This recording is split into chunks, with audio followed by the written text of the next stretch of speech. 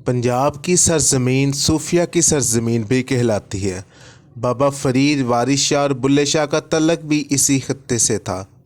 सिख मज़हब के बानी और रूहानी पेशवा गुरु नानक दीवा का शुमार भी बरसगीर की मोतबर तरीन हस्तियों में होता था, जिन्होंने अमन और भाईचारे का पैगाम दिया। गुरु नानक 20 अक्टूबर 1959 को ननकाना साहब में एक पटवारी महाता कलिया दास बेदी के घर पैदा हुए। इनके वालिद को महाता कल्लू भी कहा जाता था। नानक की वालदा का नाम त्रिपता देवी था, जबकि इनकी एक बहन नानकी भी थी। नानक की शादी एक मशहूर ताजर से हुई। मशहूर ताजर की बेटी से हुई।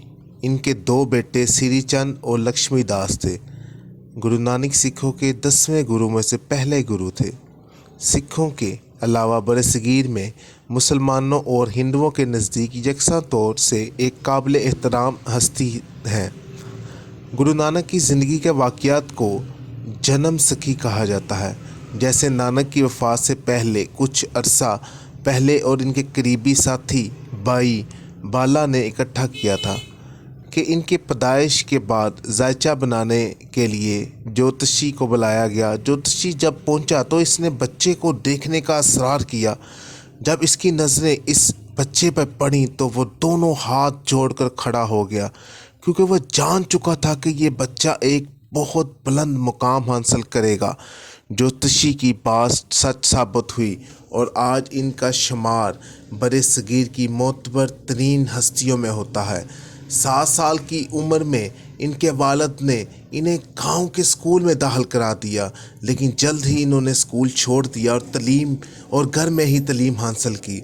सिख रवायत के मुताबिक नानक 30 साल की उम्र में सुबह के वक्त एक नदी काली बहन में गुस्ल करते और डूब गए थे, लेकिन 3 दिन बाद वो बाहर आए और जब इनसे कोई सवाल किया जाता तो वो एक ही जवाब देते कि ना कोई हिंदू ना कोई मुसलमान। यहाँ से इन्होंने अपना एक नया सफ़र शुरू किया और अपनी तलीमात लोगों तक पहुँचाने का सिलसिला शुरू किया, जो कि सिख मज़हब की शुरुआत थी।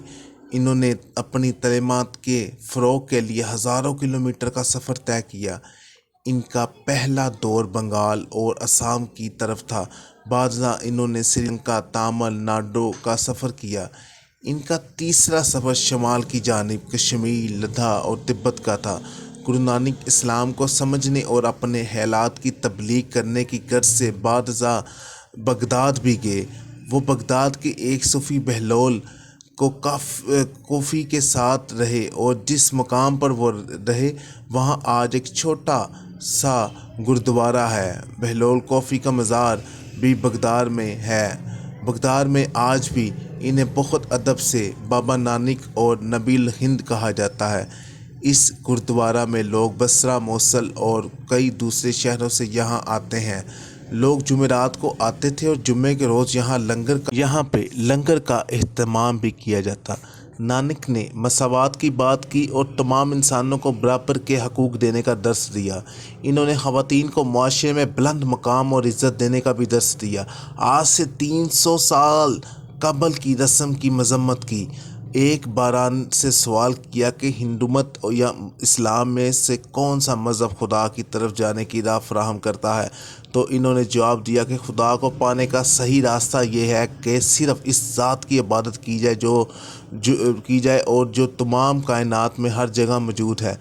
सिखों की मजहबी किताब गुरु ग्रंथ साहिबा में गुरु नानक की 974वीं मज़मूम हमदें शामिल हैं, जबकि ये किताब 5894 मज़मूम हमदों पर मुश्तमिल है, जिसमें 10 गुरुओं और 15 मुसलमानों और हिंदू सूफिया बुक्तों का कलाम है। गुरु ग्रंथ साहिब में बहुत सारी ज़बानों का इस्तेमाल किया गया है, जिनमें पंजाबी, मुल्तानी, सराइकी अलावा फ़ारसी, प्राकृत, हिंदी, मराठी वगैरह शामिल है। गुरु ग्रंथ साहब का आगाज़ बाबा गुरु नानक की मशहूर हिम्न जपजी से होता है। इस नज़म में वो सिख मत के वहदानियत के नज़रिए को फलसफाना सतह पर बयान करते हैं।